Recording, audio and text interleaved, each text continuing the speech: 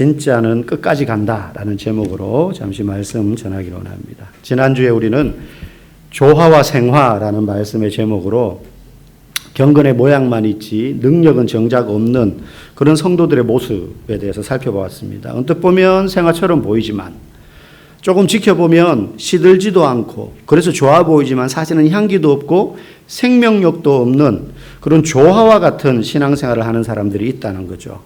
그런데 하나님은 조화와 같은 그런 생명력 없는 향기를 뿜어내지 못하는 신앙생활을 하는 성도들이 생화와 같은 신앙인이 되기를 기다리시고 도우시고 인내하시는 분이라는 거예요. 근데 그만큼 생화, 향기를 뿜어내는 진짜 신앙인을 보기 어려운 시대가 된 것도 우리가 체감하고 있습니다. 겉으로는 신실해 보이는데, 겉으로는 진짜 꽃 같은데 시간이 지나면 실체가 드러나는 거죠. 시간이 지나면 실체가 드러납니다. 겉모양만 그럴듯한 성도는 오래가지 못한다는 거예요. 정체가 탄로나는 거죠. 그런데 진짜 성도는 끝까지 갑니다. 처음에 보였던 그 신앙의 향기를 나중에 가도 계속 뿜어낸다는 거예요. 오늘 우리가 읽은 본문은 그 사실을 보여주고 있습니다. 첫 번째 우리가 오늘 본문을 통해서 살펴볼 것은 진짜는 고난을 통해서 드러난다는 거예요. 진짜는 고난을 통해서 드러난다. 그래서 10절에서 12절에 바울이 내가 어떻게 고난당해 왔는지, 내가 복음을 전한다는 이유로 어떻게 수모를 당하고 매를 맞고 고난을 당해 왔는지 네가 잘 알고 있지 않냐. 디모데에게 그렇게 말해요. 네가 증인 아니냐는 거죠. 내가 나 이런 신앙 때문에 이런 어려움 당했어요 라고 말하지 않아도 네가 잘 알고 있지 않냐는 거예요. 여러분 주변에 혹시 그런 증인들이 있습니까? 여러분의 신앙을 증거하고 담보해 줄 그런 믿음의 동역자들이 혹시 주변에 계신가요? 목사님, 이 친구는요, 진국이에요. 딴 거는 모르겠는데 믿음 하나는 참 이 사람 진짜입니다.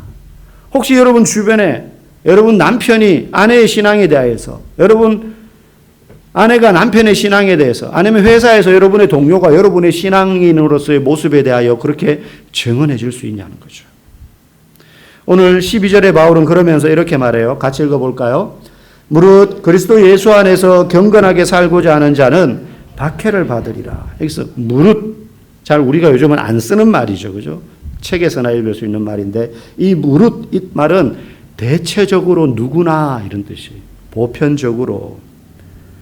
그리스도 안에서 경건하게 살고자 하는 사람이라면 누구나 박해를 받는다는 겁니다. 그러니 여러분 주변에 있는 사람이 내 신앙에 대해서 이 사람의 신앙은 진짜예요 라고 말할 때 무엇을 보고 그렇게 말한다는 거예요? 믿는 것 때문에 손해보고 때로는 힘들고 집안이 때로는 풍비박산 나고 몸이 아프고 어려움에 처했는데도 이 사람의 신앙은 여전했어요. 그걸 보고 말하는 거예요. 그리스도 안에서 경건하게 살고자 하는 자는 대부분 무릇 고난을 받는다는 거예요. 먼저 말씀드리는 건 신앙은요, 고난을 피하는 기술이 아니라 고난 중에도 주님을 붙드는 능력인 줄 믿습니다. 신앙이 좋으면 오던 고난도 그 사람을 피해가는 게 아닙니다. 신앙이 좋은 사람은 고난을 맞닥뜨리면서도 주님을 바라보는 사람이에요. 칠흑 같은 어둠 가운데에도 저 멀리 보이는 한 줄기 등대불빛을 보고 향구를 향하는 선장처럼 너무 두렵고 무섭죠. 그런데 진짜 신앙은 그 고난 가운데 그 빛을 바라보는 거예요. 그러니 고난 가운데 진짜는 드러나는 거죠. 언뜻 이해하기는 좀 어려울 수 있습니다. 경건하게 사는 자에게는 하나님께서 복을 주셔야지 왜 고난을 겪게 하시는가? 왜 핍박을 받게 하시는가? 바울이 말하고 있는 거거든요. 나를 봐라. 내가 얼마나 두들겨 맞고 얼마나 옥에 갇히고 얼마나 부당한 재판을 받고 억울한 일을 당했는지, 이게 나 잘 먹고 잘 살려고 하다가 어려움 당하는 게 아니라 복음 전하다가 당한 어려움인데 그거 네가 다 알지 않냐. 그러면서 그리스도 안에서 경건하게 살고자 하는 사람은 나처럼 대부분 고난을 받는다. 경건하게 살고자 하는 자. 여러분, 경건이 무엇이냐? 경건은 거룩해 보이는 어떤 종교적인 행동이 아닙니다. 기도를 그럴듯하게 한다든지 예배 태도가 바르고 봉사와 헌신을 하고 다 좋은 건데 그런 게 경건이 아니라는 거예요. 그거는 경건한 사람에게 나타나는 어떤 하나의 증표죠. 경건한 사람은 자연스럽게 예배의 태도가 바르고 하나님 앞에 드려야 될 것들을 드리고 헌신과 봉사하는 자리로 나아갑니다. 그건 경건의 어떤 열매 같은 것들이죠. 근데 그거 자체가 경건은 아니에요. 경건이 뭐냐? 일상의 삶에서 늘 하나님을 의식하며 살아가는 삶의 자세와 태도를 말해요. 나의 생각과 내가 내뱉는 말들이 하나님을 의식하며 하고 있는 것들인가? 이건 흉내낼 수 있는 것과 없는 것의 차이예요. 앞에 말씀드린 종교적인 행위들, 우리가 교회 와서 주일날 보여주는 모습들은요, 교회 생활이 익숙해지면 저절로 되는 것들입니다. 교회를 1년, 2년, 3년 다니면요, 기도할 때 하고요, 대표기도 할 수 있고요, 심지어 찬양도 잘하고요, 헌신 봉사할 수 있어요. 이거는 시간이 지나면 교회 생활에 익숙해지면 자연스럽게 마치 회사 가서 일하면 그 일이 반복되다 보면 익숙해지는 것처럼 초보자에 비해서 시간이 지나면 저절로 되는 것들입니다. 우리가 경건한 모습이라고 생각하는 모든 것들 대부분은요, 실제 경건하지 않아도 시간이 지나면 저절로 되는 것들이라는 거예요.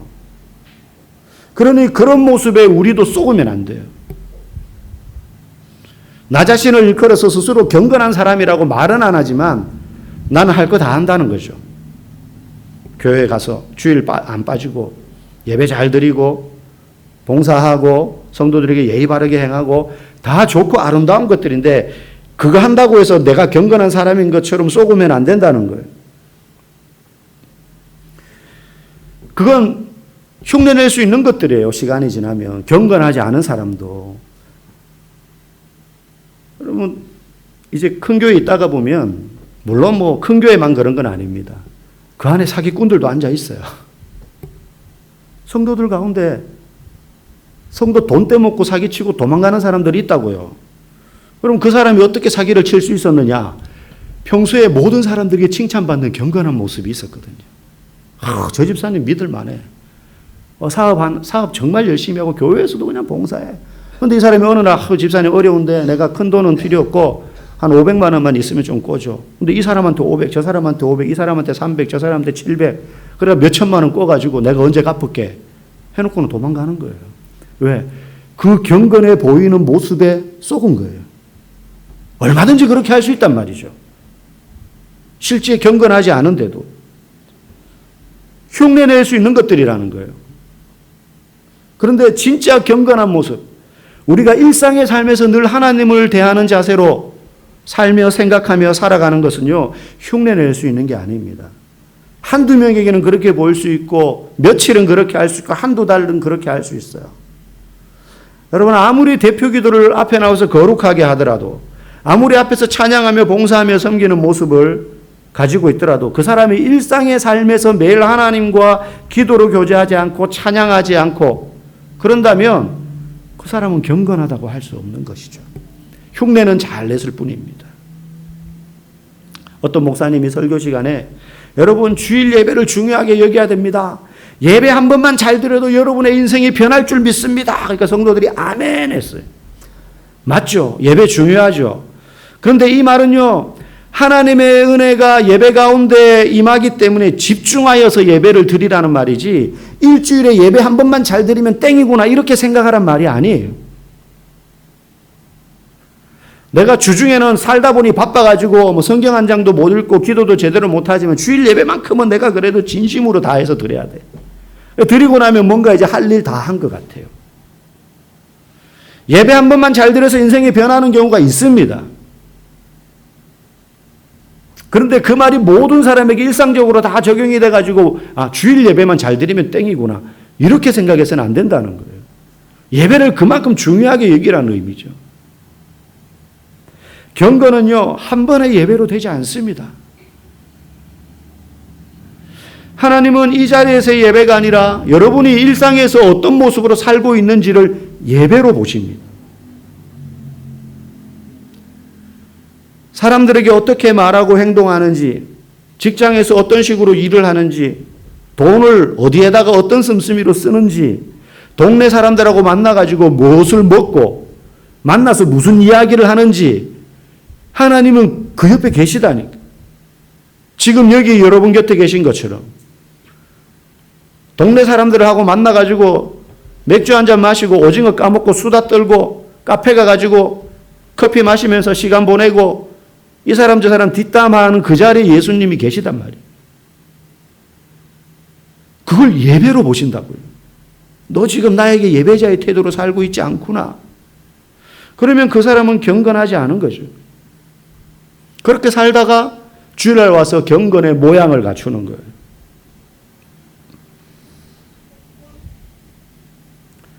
여러분, 우리가 일상의 삶에서 무엇을 하고 사는지 하나님은 거기에 많은 비중을 두고 계시다는 거 여러분 기억하시기 바랍니다. 그렇다고 경건의 삶이라는 것이 꼭 막 큐티하고 성경 읽기 하고 기도 같은 행위만을 말하는 것은 아니겠죠. 어떤 경우에는 그거조차도 흉내낼 수 있습니다. 우리는 참 교묘한 사람들이에요.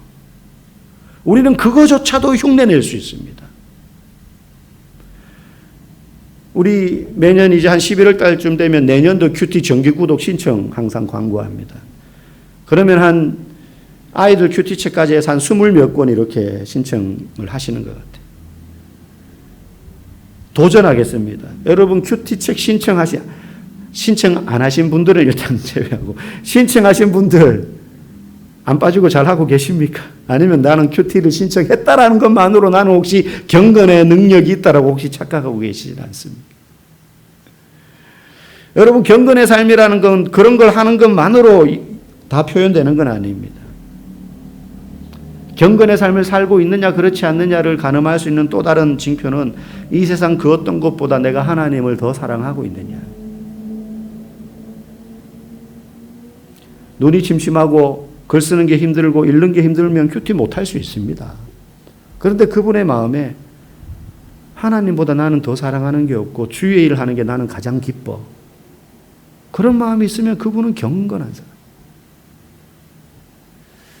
하나님을 돈보다 더 사랑하고 있는가? 자녀를 하나님보다 더 사랑하는가? 내 성공과 건강보다 혹시 하나님을 더 사랑해야 되는데 그렇지 못하고 있는 건 아닌가? 이 질문 앞에 우리가 정직하게 네 아버지 나는 그런 것들보다 당신을 가장 사랑합니다 라고 정직하게 말할 수 있을 때 우리는 경건의 능력이 있는 것입니다.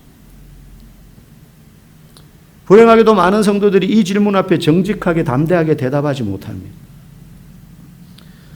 자신은 경건한 줄 알지만 막상 돈에 쪼들리게 되고 회사가 문을 닫거나 일자리를 잃어버리고 그래서 상대가 나의 자존심을 건드리면 하나님보다 돈이, 하나님보다 성공이 나의 자존심이 하나님보다 더 중요하다고 말은 그렇게 안 하는데 내 행동과 생각으로 그걸 막 부르짖어요. 주일날 교회 나와서는 그걸 억누르고 있지만 주중에 가면 돈이 우리의 행동으로 말한다고요. 입술로는 하나님이 가장 좋습니다라고 말하는데 우리의 행동은 일상에서 아니요. 사실은 하나님보다 저는 돈이 더 중요해요. 사실 저는 내 자존심이 하나님보다 더 중요합니다. 내 새끼가 하나님보다 더 중요해요. 내가 내 새끼를 위해서는 모든 것을 다 희생할 수 있는데 하나님을 위해서는 그 정도는 못할 것 같아요. 라고 행동으로 표현하는 경우가 있다는 거죠. 그래서 한마디로 경건이란 내 삶 속에 모든 것 위에 하나님을 두는 것입니다. 모든 것 위에 하나님을 두는 것. 여러분 이 말이 결코 쉬운 말이 아닙니다. 모든 것 위에 하나님을 둔다는 건 때로는 어떤 극단적인 상황까지도 상정할 수 있는 거예요. 내가 아무리 박해를 받아도 아무리 굶주려도 여기에서 참 우리는 약해지지 않습니까? 아무리 굶주려도 아무리 모든 걸 다 잃어버려도 결국 마지막까지 하나님을 붙드는 사람, 시련을 이기는 능력, 그게 경건한 사람인 것이죠. 그런 사람은 일상의 삶에서 하나님을 의식하며 살게 되어 있다는 거예요. 나는 과연 지금 그렇게 살고 있는가? 필요할 때만 하나님을 찾고 있지 않은가? 하나님께 무언가를 얻어내기 위해서 경건의 모양을 갖추기 위해서 노력하고 있는 건 아닌가? 우리가 우리 자신을 돌아볼 때 나의 경건은 진짜인가? 항상 의심해 봐야 합니다. 의심해 봐야 합니다. 여러분, 만약에 하나님이 저와 여러분보다 자신의 독생자 예수를 더 사랑하시고 중요하게 여기셨다면 우리는 전부 지옥 자식이 되었을 거예요. 그런데 우리를 그 아들보다 더 사랑하셨어요. 아니, 적어도 그 아들만큼 사랑하셨어요. 그래서 우리가 구원받을 수 있게 되었다는 사실을 잊지 말고 우리도 이 세상의 그 무엇보다 주님을 더욱더 사랑하는 참된 경건한 성도들이 되기를 주의 이름으로 축복합니다. 경건은 고난 가운데 드러난다는 것입니다. 두 번째, 진짜는 거짓과 구별됩니다. 내가 진짜 신앙인이냐? 그게 고난 가운데 드러나는데요. 진짜는요, 그럴듯한 모양을 갖춘 거짓과 분명히 구별되게 되어 있다는 거예요. 그러면서 오늘 본문은 경건하게 살려는 사람이 박해받는 이유에 대해서 말합니다. 앞에 경건한 자, 그리스도 안에서 경건하게 살고자 하는 자는 무릇 고난을 받는다 그랬어요. 언뜻 이해가 안 가지만 왜 그런지 이유를 말해요. 우리 13절 말씀 한번 읽어보겠습니다. 악한 사람들과 속이는 자들은 더욱 악하여져서 속이기도 하고 속기도 하나니. 악한 사람들, 속이는 자들 더 악해지고 더 속인다. 시간이 지나면 지날수록 세상이 점점 더 악해져 가기 때문이에요. 우리가 경건하게 살려고 하면 할수록 우리는 세상이 나아가는 방향과 반대로 나아가는 것입니다. 영적으로. 그러니 경건하게 살려고 하면 할수록 세상과 성도와의 간극은 점점 커질 수밖에 없어요. 이게 정상입니다. 술자리를 같이 갔는데도 나는 전혀 어울리는데 불편함이 없어요. 물론 성격상 그럴 수도 있어요. 술 안 마시고 하는데 잘 노는 분들이 있죠. 근데 내가 진짜 경건한 성도가 되었는데 가서는 안 될 자리에 갔는데도 전혀 불편하지 않다. 문제가 있는 거예요. 그래서 불신자들과 대화를 하다 보면 어느 시점이 되면 대화가 잘 안 통합니다. 왜? 관점이 달라서 그래요. 여러분, 친척들끼리 명절 때 모이면 대화를 하다 보면 믿지 않는 친척들과 대화하다가 어느 지점에서 이게 부딪히는 경우가 있어요. 신앙 이야기가 아닌데도. 돈에 대한 관점이 다르고 세상을 바라보는 시각이 달라서 그래요. 직장 이야기를 하다가도 뭔가 걸리는 부분이 생겨요. 돈이 중요하고 성공이 제일 중요하고 내 자신이 더 중요하다고 세상은 생각하기 때문입니다. 결국 가치관이 부딪히기 때문에 대화가 안 되는 경우가 있다는 것이죠. 그때 사람들은 경건한 사람들을 이상하다고 여깁니다. 너 이상하다는. 자신들과 다르다는 이유로 손가락질하거나 핍박하기 시작합니다. 배제당할 수 있습니다. 그런데 그게 정상이다라고 오늘 본문은 13절 14절에서 이야기해요. 세상은 자신들과 다른 걸 싫어합니다. 나쁘다고 여기기 때문이에요. 다른 거를. 초대교회 그리스도인들이 소수지만 모여가지고 신앙생활을 할 때 로마 사회에서 유대 사회에서 그리스도인들을 왜 핍박하고 박해했느냐. 그들이 악한 말을 하고 악한 행동을 하고 사회의 질서를 저해했기 때문이 아닙니다. 자기들하고 다르게 살기 때문이에요. 자기들하고 다르게 정직하게 살아요. 자기들의 신념과 신조를 굽히지 않아요. 목에 칼이 들어와도 그리스도를 부인하지 않는 거예요. 그게 너무 불편하고 보기 싫은 거예요. 너희들은 왜 우리하고 다르냐는 거예요. 적당히 둥글게 세상하고 섞여가지고 너희들끼리 모였을 때는 그렇게 하고 우리하고 같이 살 때는 그렇게 뒹굴면서 때도 좀 묻히고 그렇게 살아야 되는데 왜 그걸 안 하려고 하느냐는 거죠. 기분 나쁘다는 거예요. 여러분, 그게 정상이에요. 그리스도인의 경건한 삶이 그들의 비양심과 비정상과 불법을 깨뜨리기 때문입니다. 깨뜨리기 때문이에요.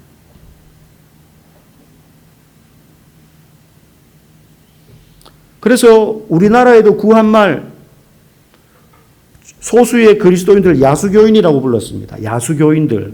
야수교 이렇게 불렀어요. 예수 믿는 사람들.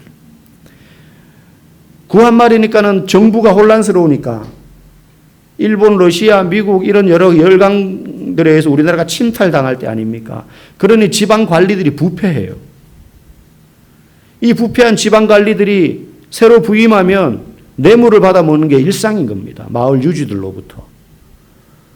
그런데 실제 신문기사에 난 적이 있어요. 어떤 마을에 골 관리가 갔어요. 당연히 하고 있으면 유지들이 뇌물을 갖다 바칠 거라고 생각을 하고 있는데 아무도 안 갖다 바치는 거예요. 그래가지고 아전을 시켜가지고 조사를 시켰어요. 무슨 일이 있냐 이 동네. 왜 아무도 나를 찾아오지 않냐. 보니까 그 동네 유지들 대부분이 희한하게 야수교인들이었어요. 이 사람들이 뇌물 바치는 건 하나님이 싫어하시고 불법이라는 걸 알기 때문에 안 한 거예요. 피해 입을 줄 알고 그럼에도 불구하고. 그래가지고 이 지도자가 협박을 하고 고발을 하고 감옥에 가두고 그래도 안 돼요. 나중에 얼르고 달래요. 안 돼요. 하면 내가 이만큼 줄게 더. 당신들 편히 봐줄 테니까 적당히 나한테 좀 줄 거 줘봐. 안 하는 거예요. 그래가지고 이 사람이 정부에 상소문을 올려요. 다른 지역으로 나 다시 발령해 달라고. 이 동네에서 못 하겠다고. 그게 신문기사에 난 적이 있어요. 그 야수교인, 소수의 야수교인들의 정직함 때문에. 여러분, 진짜 성도는요, 시간이 지나면 지날수록 진가가 드러납니다. 구별돼요, 가짜와. 가짜 금은 시간이 지나면 색이 바래고 티가 나지만 진짜 금은 더 깊은 광채를 냅니다.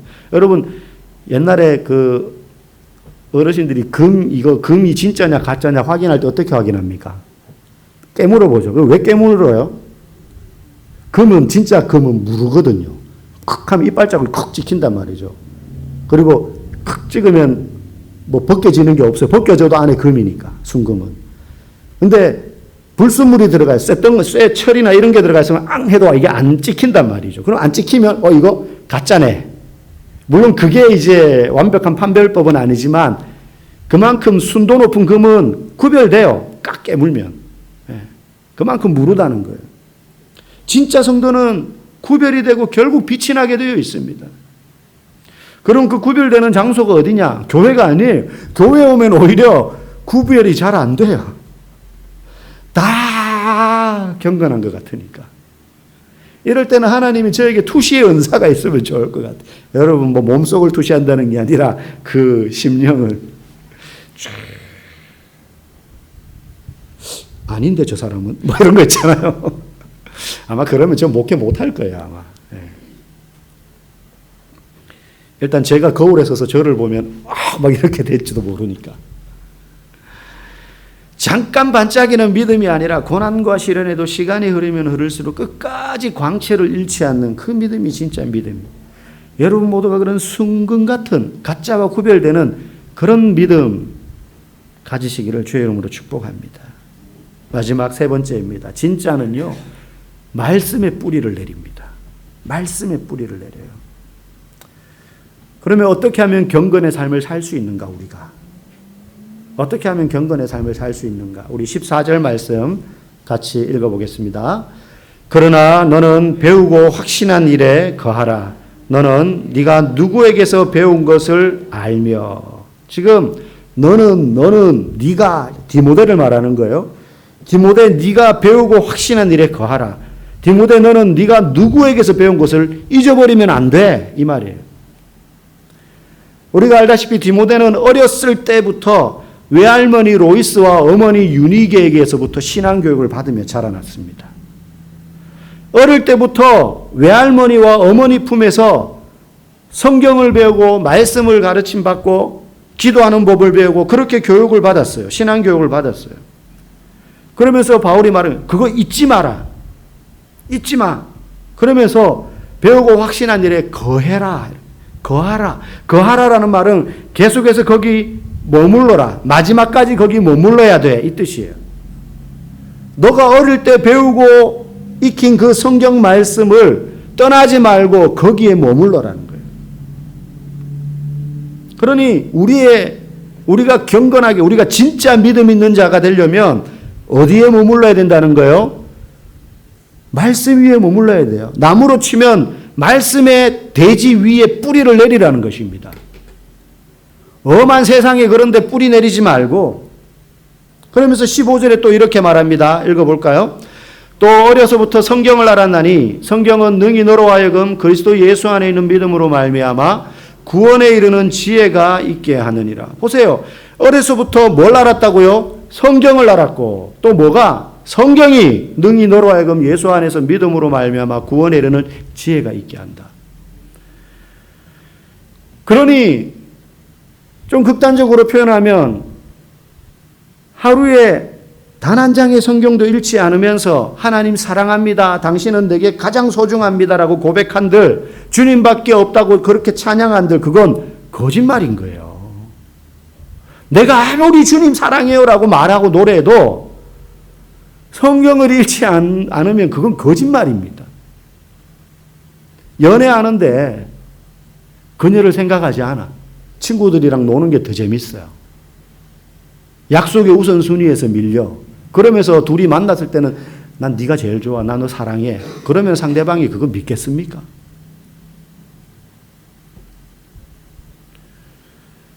그렇게 신앙생활을 하면 할수록 내가 경건하다는 착각에 빠질 뿐이에요. TV 보고 스마트폰하고 게임하고 놀 거 다 놀고 할 거 다 하고 남는 시간에 읽는 게 성경이 아닙니다, 여러분. 어쨌든 시간을 구별해서 이것이 내 생명의 호흡인 줄 알고 내 삶의 가장 중심에 있어야 되고, 내 생각을 뿌리내리는 대지이며 매일 하나님을 경험할 수 있는 공간이, 그 자양분이 하나님의 말씀을 읽는 데서 나오는 거예요. 저와 여러분이 우리의 삶의 뿌리를 말씀 속에 내리기를 원합니다. 말씀 속에 내리기를 원합니다. 어떤 분은 성경 필사하는 게 너무 이게 길잖아요. 힘들잖아요. 엄두를 못 내는 거예요, 이제. 그렇지 않겠습니까? 한번 쓰기 시작하면, 야, 이거 계시록까지 쓴다? 이게 엄두가 안 나는 거예요. 몇 년을 그렇게 써야 되니까. 그래서 이분은 어떻게 했냐. 필사를 하고 싶긴 한데, 전체를 다 필사하는 건 너무, 이거는 내가 생각할 때는 내 생활 패턴을 볼 때 불가능해요. 일하고 퇴근해가지고 너무 피곤한데. 그래서 이분은 필사를 하고 싶긴 또 하고 싶으니까 어떻게 했느냐 하면 성경을 읽어요. 읽다가 은혜가 되는 말씀, 감동이 되는 말씀, 하나님이 지금 나에게 깨달으라고 하시는 말씀인 것 같은 구절들만 필사를 하는 거죠. 그렇게 해서 노트 한 권을 만드신 분이 계세요. 그거 나름대로 얼마나 큰 그게 은혜요 도전인지 모릅니다. 말씀의 뿌리를 내리는 것이죠. 저와 여러분이 이와 같은 진짜 신앙인이 되기를 원합니다. 시간이 지나면 지날수록 광채나는 금과 같은 그런 신앙인이 다 되어서 주님 앞에 진짜 경건한 사람으로서 우뚝 서는 그런 여러분, 또 우리 모두가 되기를 주님의 이름으로 간절히 축복합니다.